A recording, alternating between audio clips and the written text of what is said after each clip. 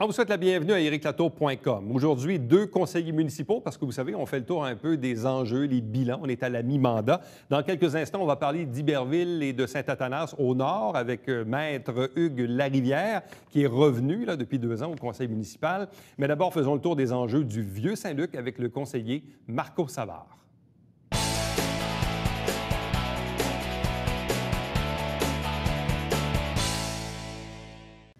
Question de faire le bilan de la mi-mandat au niveau du conseil municipal. Depuis le début de l'automne, on a reçu tour à tour les différents conseillers municipaux. Et cette fois-ci, c'est au tour du Vieux-Saint-Luc, le district numéro 8, représenté depuis 10 ans maintenant par Marco Savard. Bonsoir et bienvenue. Bonsoir, M. Latour. Donc, 3e mandat. Oui, effectivement. 10 ans. Oui. Et là, on est à la mi-mandat du 3e. Effectivement. 2 ans de fête, il reste encore 2 ans. 2 ans. Si on regarde les 2 dernières années, parce que c'est un quartier quand même qui avait besoin de beaucoup d'amour il y a plusieurs années. Il y a eu le boulevard Saint-Luc et tout ça. Maintenant, si on regarde, on est plus peut-être dans la finition de certains dossiers. Qu'est-ce qu'on a réussi à faire au cours des 2 dernières années? Certaines priorités, évidemment, étaient le surfaçage de certaines rues, dont 2 rues quand même assez majeures dans le district numéro 8, qui est le vieux secteur, si on veut. Fait qu'on parle du pavage de la rue France qui a été faite cet automne. Au complet, évidemment, c'est une solution temporaire. On a effectivement, l'année passée, fait la rue Savard, en entier aussi, qui est encore une solution un peu temporaire, mais Savard était moins pressante par rapport aux travaux qui vont suivre là, prochainement là, dans ce district-là. Pourquoi on parle de travaux temporaires pour France et Savard? Est-ce que c'est parce que ces rues-là sont dues pour d'autres types de travaux éventuellement? Bien, je pense que vous savez, depuis 2009, on travaille déjà sur un projet, sur une fiche technique pour la revitalisation de la rue France. La rue France faisait partie des priorités aussi pour une piste cyclable, pour faire finalement la boucle de Saint-Luc, en partie pour rejoindre un jour la passerelle, du moins on le souhaite. C'est pour ça qu'on l'a fait, cette situation-là, temporaire, pour le temps qu'on décide de prendre vraiment l'initiative de tout refaire le projet de la revitalisation de la rue France, qui comprend évidemment des pistes cyclables, bordures, un nouvel accotement là, pour question d'améliorer cette vieille rue-là, parce qu'on a quand même plus de 30 ans d'existence. Bon. En même temps, les rues France et Savard sont devenues avec le temps des rues extrêmement passantes pour peut-être les mauvaises raisons, parce que pour certains, je vais utiliser un terme anglais, c'est comme un shortcut. C'est vraiment, pour certains, un raccourci, mais qui ne l'est pas vraiment. Parce qu'honnêtement, quand on part de la Pépinière, qu'on prend Bernier, boulevard Saint-Luc et qu'on se rend, disons, jusqu'aux Légendes, là, ça prend à peu près le même nombre de temps que de faire tous les stops sur la rue Savard. On parle peut-être de 2 minutes de différence. Ouais. La seule différence, c'est que les gens l'utilisent comme shortcut, c'est vraiment dans les heures de pointe. Mais en dehors de ça, en général, ce n'est pas un avantage de passer par ces rues collectrices-là. D'ailleurs, ils ne sont pas, là, pratiquement pas. Là. Parce que même la rue Savard reste quand même que du boulevard Saint-Luc, on sait qu'on en a des discussions actuellement là, pour justement d'intégrer un stock, pour la raison de couper justement ce achalandage-là sur la rue. Là. Avec les nouveaux tracés au niveau du transport collectif, parce que je me rappelle la dernière fois qu'on s'était vu, il y avait un enjeu au niveau de la rue France. Hein, certains citoyens qui se plaignaient du transport d'autobus, qui notamment faisaient là, de la vibration dans certaines maisons. Ouais. Est-ce qu'il y a encore beaucoup d'autobus qui circulent dans ce quartier-là? Le nouveau trajet prend partie de la rue Courville. Boulevard Saint-Luc, rue Courville, fait une partie de la rue France jusqu'à la rue Clermont et reprend le boulevard Saint-Luc pour reprendre la direction de Bernier. Autrement dit, l'autobus ne prend pas les accès par France, ni Savard, ni les petites rues principales. Bon. Il y a eu au cours de la dernière année, entre autres, un citoyen là, qui est venu à quelques occasions, qui se plaignait du bruit, disons, alimenté par les 3 lave-autos de la station Shell. Moi, c'est un dossier que je ne connaissais pas. Puis effectivement, je me demandais pourquoi on avait mis des espèces de panneaux de bois qui sont pas ce qu'il y a de plus joli. C'est pas très esthétique, honnêtement, quand on a le super dépanneur qui est en briques blanches, là, puis là, on a cette affaire de bois-là. C'est quoi l'enjeu par rapport... Et je comprends que ça touche peut-être quelques voisins, là. C'est sûr que c'est plus... La problématique est plus vis-à-vis des gens qui habitent la rue Bernier du côté est, que des résidents du côté de mon secteur, si on veut. On parle évidemment d'une intersection avec énormément d'achalandage aussi. Fait que déjà, le bruit du camionnage qui peut nuire aussi à ces résidents-là. Il y a aussi évidemment l'effet du séchoir de lave-auto, évidemment, x3 dans certains temps, évidemment. Cette option-là de muret temporaire est comme un amortisseur de bruit.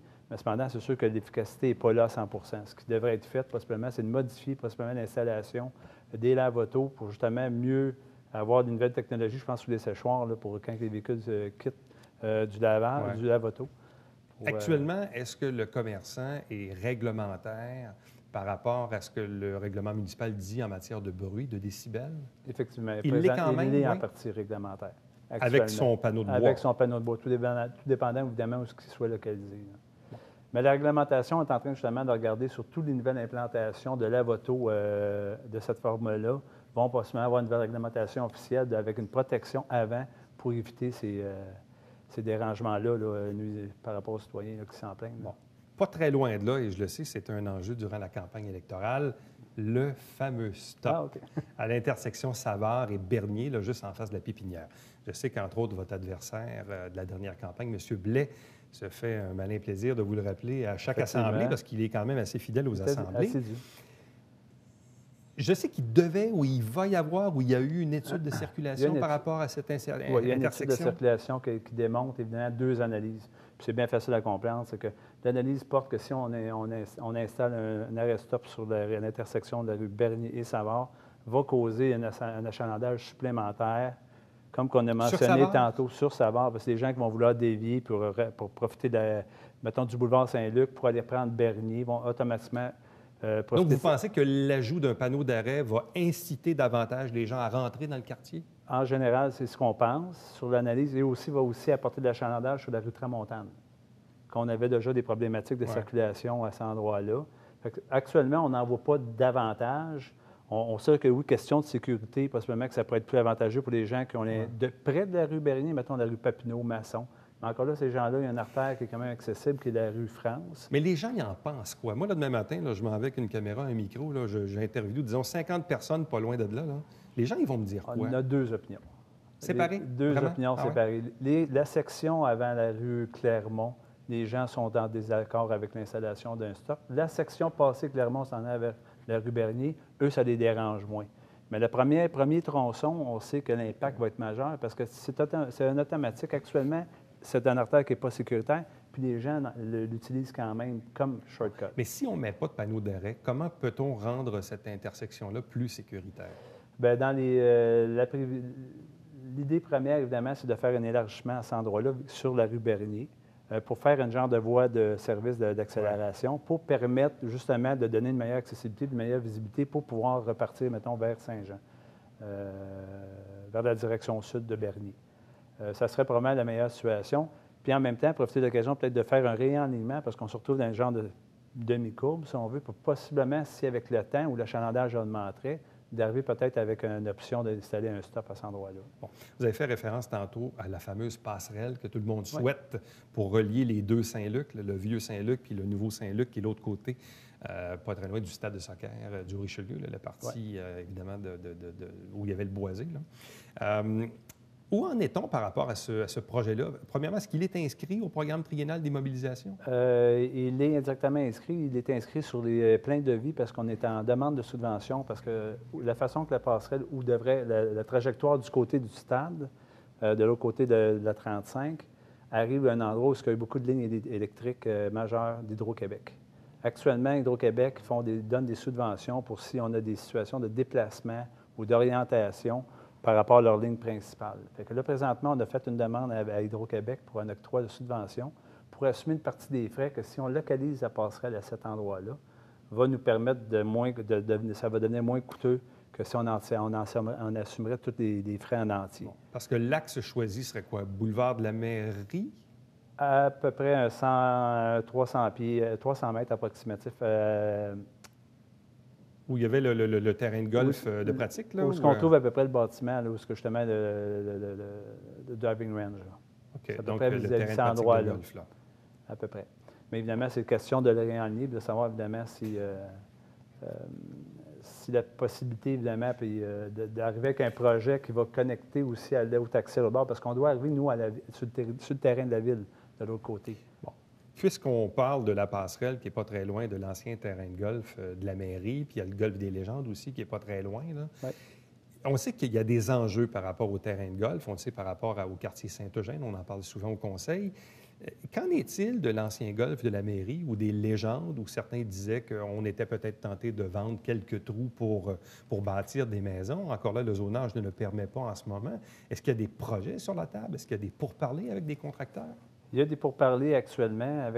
On en a eu des discussions avec le directeur de l'urbanisme. Il y a des choses qui vont probablement revenir sur la table d'ici 2016, dont d'ailleurs la première priorité, ça serait évidemment où est-ce que le driving range au bout de la mairie. Oui. Tout ça, évidemment, dans le contexte de la passerelle, pour souvent créer un genre de projet résidentiel à cet endroit-là.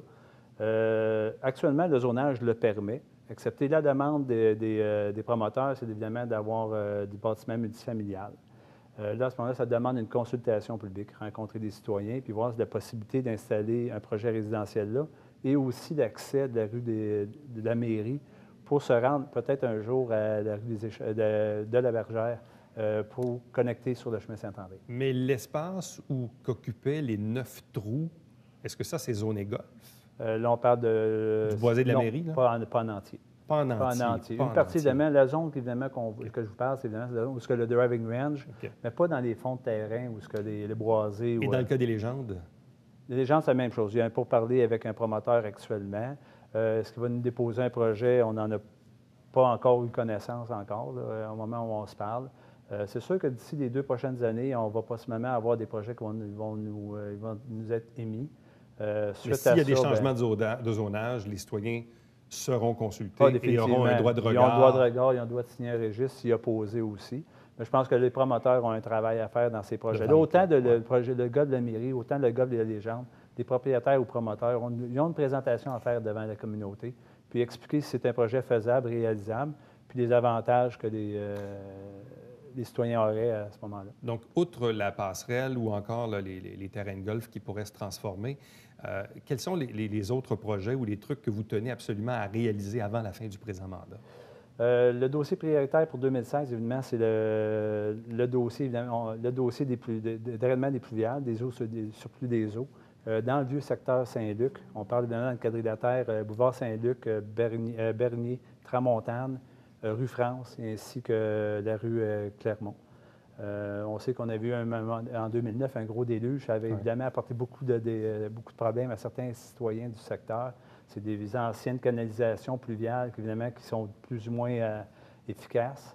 Actuellement, on est en train de faire des plans de vie pour arriver avec un nouveau système, une nouvelle amélioration, de faire des écoutements des surplus d'eau pour l'amener, évidemment, vers la rivière aux Iroquois. Ça, c'est un projet quand même intéressant pour ce secteur-là, parce qu'il faut prendre en considération, c'est des secteurs qui datent depuis les années 1970. Il y a des ponçons qui ont été endommagés. Il n'y a plus de canalisation efficace maintenant où on se parle. C'est de l'amélioration à apporter bientôt. Marco Savard, merci beaucoup. Ça fait plaisir. Restez avec nous. Au retour, on reçoit le conseiller municipal du côté d'Iberville et de Saint-Athanas, Hugues Larivière.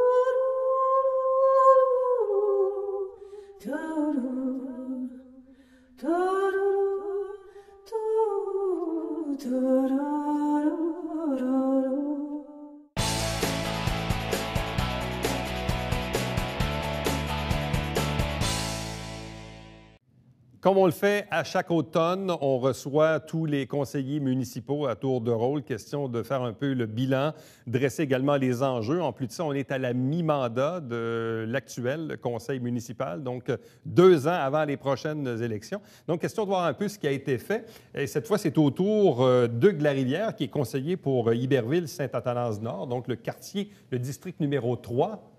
Maître Larivière, bonsoir et bienvenue. Bonsoir, monsieur. Est-ce que vous êtes en quelque part un revenant parce que vous avez déjà été conseiller municipal à Iberville dans le temps du début de la ville fusionnée. Après ça, vous êtes parti, puis là, vous êtes revenu. Oui. Qu'est-ce qui a changé entre le mandat que vous avez fait il y a quelques années au début de la ville fusionnée versus aujourd'hui? Qu'est-ce qui a changé? Bien, la plus grosse chose qui a changé, c'est mon premier mandat de 4 ans. J'ai fait un C'est mandat de 1 an à Iberville, 2 ans de conseil provisoire. Puis là, c'était supposé être 4 ans, mais le Parti québécois a changé la norme pour que tout soit à la même date. Et provoqué des élections en 2002. C'est ça, en 2005. En 2005, oui, le mandat de 2005. 2005. Bon. Fait que ça, puis là, j'ai pas pu faire mon 4 ans à ce moment-là. Mais le regard que vous aviez sur la ville fusionnée là, de 2002-2005 versus aujourd'hui en 2015, c'est quoi la différence? Qu'est-ce qui a changé? Qu'est-ce qui a changé? Oui. Ben, c'est comme ils disent en anglais, le business as usual. L'administration a resté à peu près la même, mais il y a eu des gros enjeux là, comme les boisés. Oui.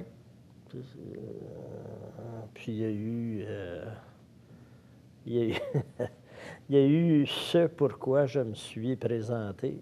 Trinity C'est-à-dire Church. Trinity Church, Qui est en voie de se faire, là. C'est ça. Ça pourra se faire. 16 janvier, les soumissions sortent, puis après ça, les travaux commencent. C'est ça. Disons que c'est un dossier à long terme qui a pris 20 ans. Pourquoi Trinity Church, c'est aussi important à vos yeux, à un point là, d'en faire un point d'honneur? C'est-à-dire que votre retour en politique, c'est de dire, moi, je me représente parce que je veux que ça se fasse, parce que ça fait trop longtemps que ça traîne. Pourquoi c'est important, Trinity Church à Iberville? Bien, c'est parce que c'est une petite église. Un site, c'est le site qui est exceptionnel.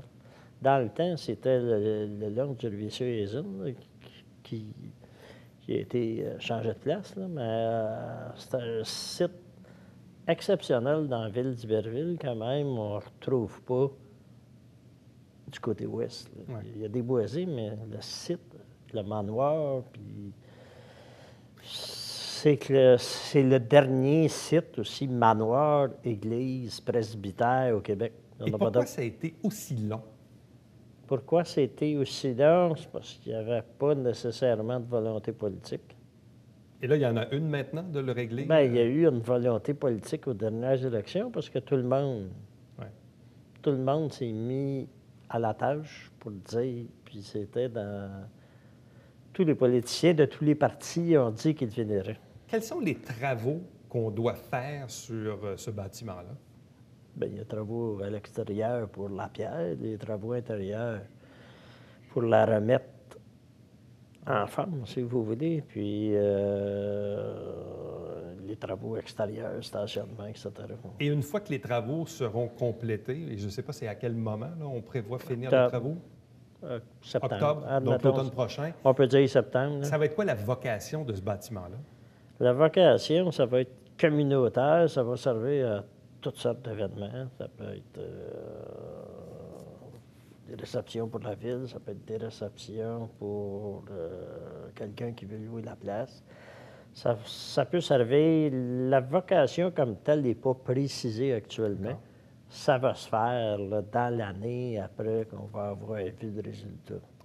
Mais ça reste que c'est un site exceptionnel qui va rester pour toute la communauté, si vous voulez. Bon. Mis à part Trinity Church, au cours des 2 dernières années, quels sont les dossiers que vous avez réussi à faire avancer dans le district, dans le nord d'Iberville et de Saint-Athanase? Bien, les dossiers, là, oui. Il y a eu de l'asphaltage là, dans le centre des jardins. En gros, il y a des travaux il y a d'autres travaux qui s'en viennent là, pour Bella. Oui. C'est surtout ça, Bella. Là. Ça aussi, j'étais allé en 2005, puis on parlait d'ouvrir Bella. Puis, en 2012. 2003, 2004, 2005, là, Bella, puis le Carrefour de la Plante, là, puis Monsieur Laplante, bien, Argent, là, ça se développait, puis Bella était supposé ouvrir, mais là, Bella va ouvrir là, l'an prochain. Puis le développement alentour sur Carotte-Gosselin va pouvoir se faire aussi en même temps. Êtes-vous satisfait de ce qui est devenu aujourd'hui l'artère commerciale de Conrad-Gosselin? Puis on sait qu'il y a d'autres projets qui sont en cours. Bien, Carotte-Gosselin, c'est correct, si vous voulez, mais c'est pas... c'est une petite artère commerciale. Là. Ça, c'est comme un îlot, si vous voulez. Là.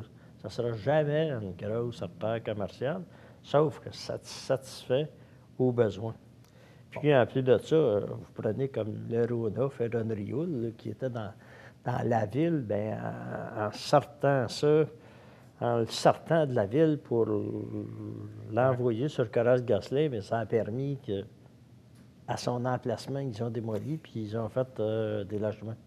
Un de vos chevals de bataille au Conseil, c'est beaucoup de taper sur le clou, et avec raison, du ministère des Transports, le MTQ, pour 2-3 raisons. Vous parlez souvent de la bretelle de sortie de la 35 sur Conrad-Gosselin, où il y a un problème d'accotement, où il n'y a pas d'accotement, ou presque pas, où il y a comme un ravin.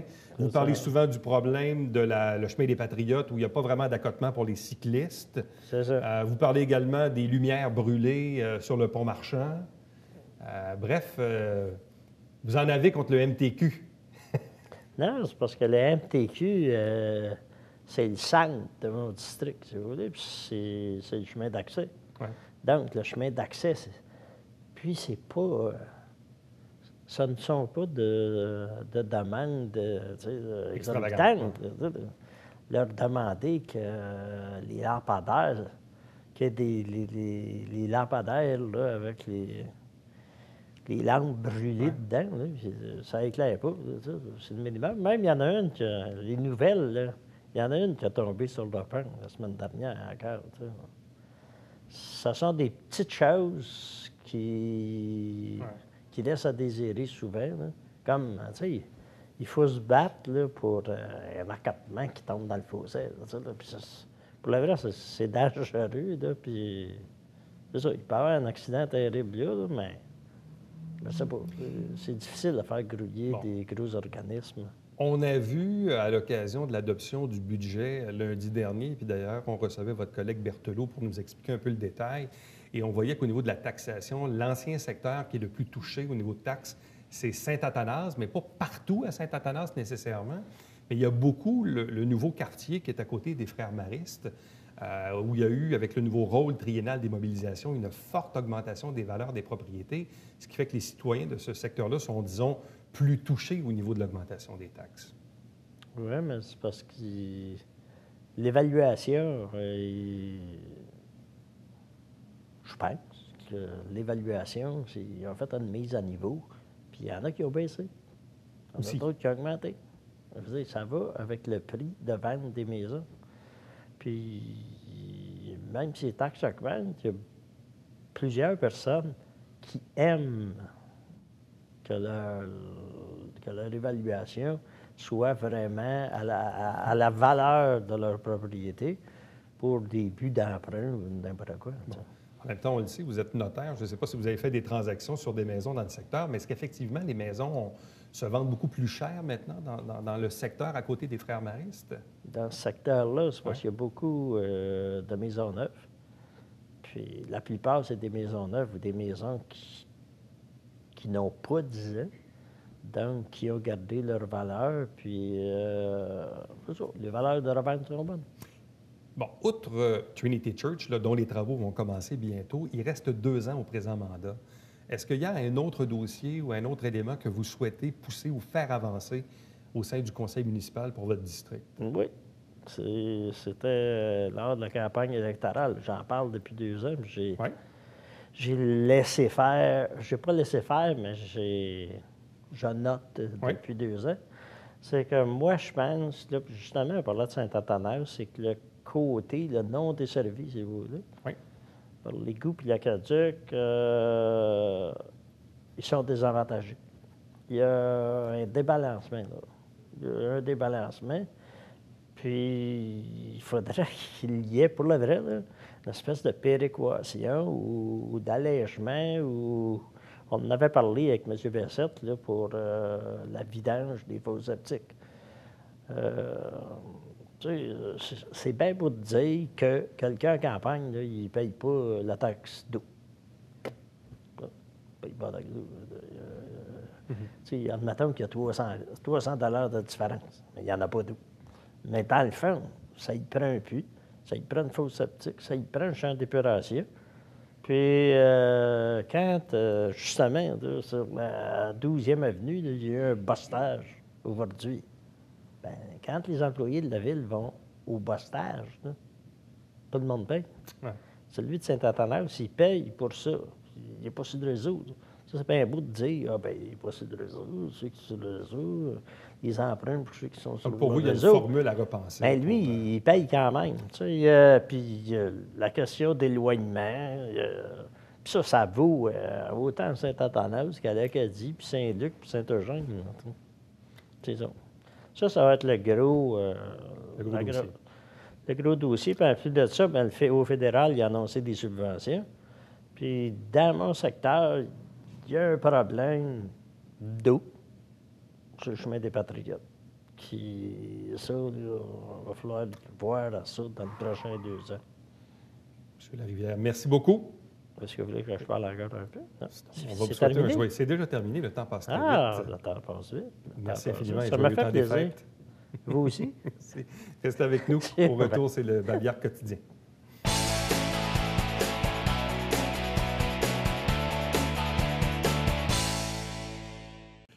On vous rappelle l'exposition pour les mois de janvier-février 2016 chez Action Art Actuel, ici même sur la rue Richelieu, avec Michel Depaty. On vous rappelle bien sûr que l'émission Saint-Jean-sur-Richelieu, ce sont des extraits du conseil municipal. On en fait la captation et on le reproduit bien sûr dans le cadre d'une émission. Émission que vous pouvez regarder également sur tvhr9.com ou via notre page Facebook. Vous pouvez avoir le lien, évidemment. On vous rappelle le Télébingo tous les dimanches matin, 9h30 en direct avec 3 500 $ en prix, 2 000 $ pour la carte pleine et 30 dépositaires pour acheter vos livrets. Et bien sûr, nous, on se fixe rendez-vous demain. Prochain rendez-vous, dericlatour.com. Bye-bye.